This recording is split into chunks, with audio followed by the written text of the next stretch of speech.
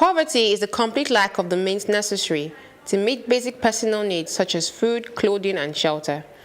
1.3 billion people still live in abject poverty globally, with Africa accounting for about two-thirds of the world's extreme poor, meaning they are not just poor in terms of income, they also lack basic necessities like health, education, and living standards.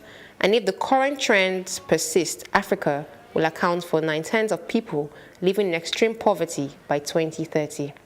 86.9 million Nigerians live in extreme poverty, which is nearly 50% of the estimated 180 million population, overtaking India as the country with the largest number of extremely poor in early 2018. There is nowhere in the world where your economy will grow or where your economy will adequately perform if you don't have basic infrastructure. Transportation, not ordinary transportation, effective transportation. Communication, not ordinary communication, effective communication. And the last one is power. All those things are not available in Nigeria. So there's no way our economy can develop. Government policies alone cannot create the social inclusion that is fundamental to reaching those left furthest behind and overcoming poverty in all its dimensions. Me, I'm of the school of thought that let's stop pointing accusing fingers at the government. There's so much the government can do. You know, people are not even paying taxes to think about it.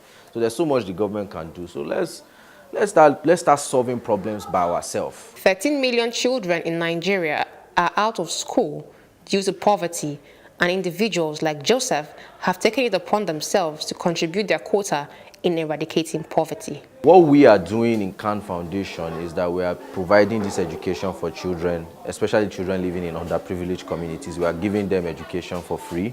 So they come in, they learn, we teach them the basics.